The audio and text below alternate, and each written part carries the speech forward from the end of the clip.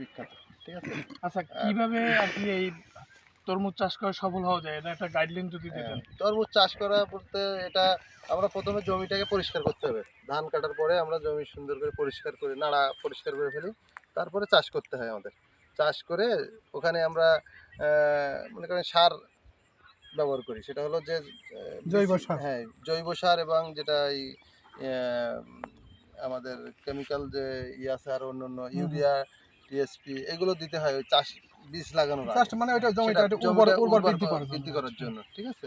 ওইটা দেওয়ার 2 থেকে 3 দিন পরে আমরা বীজটা লাগাই দিই। তরমুজের বীজ কল করে, ওটা কল করে আমরা লাগাই দিই।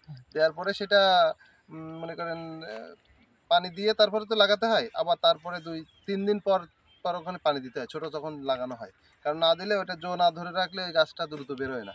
হ্যাঁ, এটা বেরোনোর পরে তারপরে ওই 4 দিন 5 দিন পর পর পানি দিতে হয়। আর তারপরে 10 দিন 12 দিন পরে যে ইউরিয়া পানিতে গুলায় ওই গাছে 1 বালতিতে যেমন 1 মুঠ করে ইউরিয়া দিয়ে দিয়ে ওই পানি মগে করে করে আমরা গাছে দিয়ে দিই। কত মাস লাগে ধরেন ফল হতে? এটা 2.5 মাস। একটা তরমুজ আমরা খাইতে খাইতে টায়ার্ড হয়ে গেছেন, বুঝে খাইতে হয় 3 মাস। কিরকম লাভ হয়? মনে করেন যদি ফলন ভালো হয় 1 বিঘা জমিতে মনে করেন 25,000 টাকা খরচ, যদি নিজের জমি 20 থেকে 25,000 টাকা খরচ হয়। আর ফলন ভালো হলে 1-1.5 লাখ টাকা পর্যন্ত বিঘা বিক্রি হয়। আবার যদি খারাপ হয় সরপদ হয়ে গেছে, 10,000 টাকা টোটালে বিক্রি খারাপ হলে তো টোটালি লস। এটা যেমন এবছর মনে করেন এই কৃষকের 70% কৃষক কিন্তু লস। এই যে আপনারা এসেছেন দেখছেন তো রাস্তার এই যে সাইড দিয়ে যত ক্ষেত একটাও কিন্তু বিক্রি করতে পারেনি, সব মরে গেছে, নষ্ট হয়ে গেছে। কারণ আমাদের তো বৃষ্টির কারণে, কারণ আমাদের তো উপকূল এলাকা, হালকা বৃষ্টি হলে লবণাক্ততা উঠে যায় মাটিতে এবং সেটা গাছ। আরেকটা বিষয় হলো যে আমাদের এখানে তো যে চাষ পদ্ধতিটা, এটা হলো কৃষকরা তো সবকিছু বোঝে না, এটা হচ্ছে সবচেয়ে বড় বিষয়।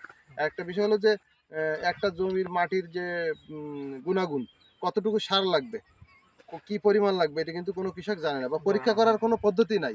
যার লাগে মনে করেন 1 কেজি সার, সেখানে সে দিচ্ছে 3 কেজি, তাহলে ওর প্রভাবটা ফসলের উপর পড়ছে। কিন্তু আমি একটা বাস্তব উদাহরণ এটাই দিই আপনাদের, যে আমি এই 30 বছর যাবত আমার বড় ভাই করতো, আমি তো চাকরি করি এখন।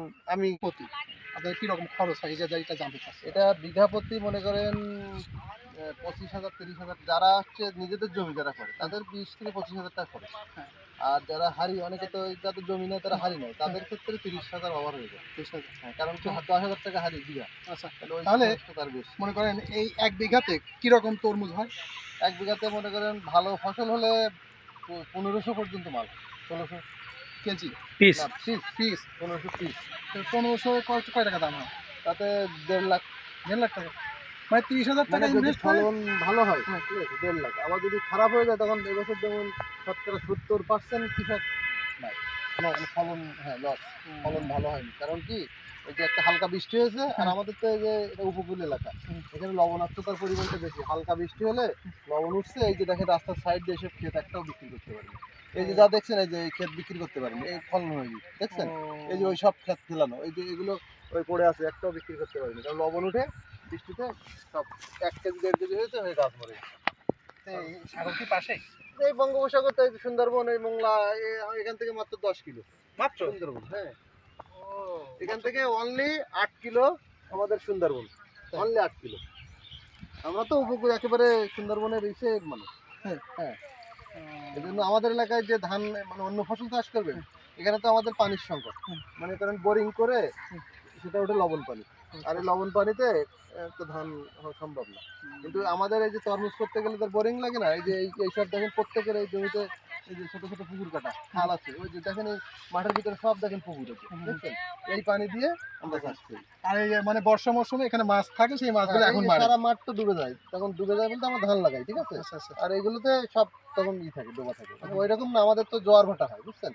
মনে করেন এই এখন পানি ভরে গেল, আবার 2 ঘন্টা বা 6 ঘন্টা পরে ভাটায় পানি, মানে এখানে জোয়ার চলে আসে, পানি চলে আসে। হ্যাঁ, জোয়ারের পানি। এটা তো আমাদের সব নদীর সাথে সম্পর্কিত, যে আপনারা নদী পাড়ে আসছেন না, ওই নদী তো ওই বসের নদীর সাথে আমাদের পুরা, আমরা তো একটা দ্বীপের মতো এলাকা। এই 5টা ইউনিয়ন দাকপ উপজেলার, এই 5টা ইউনিয়ন একটা দ্বীপ, আবার ওই পাশে 2টা ইউনিয়ন একটা দ্বীপ, ওই পাশে 2টা ইউনিয়ন একটা পৌরসভা, চালনা পৌরসভা, এটা নিয়েও একটা দ্বীপ। চারিপাশে নদী। খুলনা যাইতে হলে নদী পার হয়ে যাইতে, এখান থেকে যাইতে গেলে 2টা 3টা নদী। আরে তরমুজ কতটা পাইছেন? এটা কি নষ্ট নাকি আন্টি?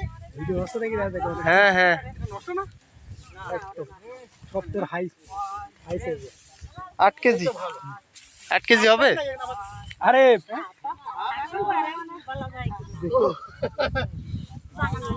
এই নেন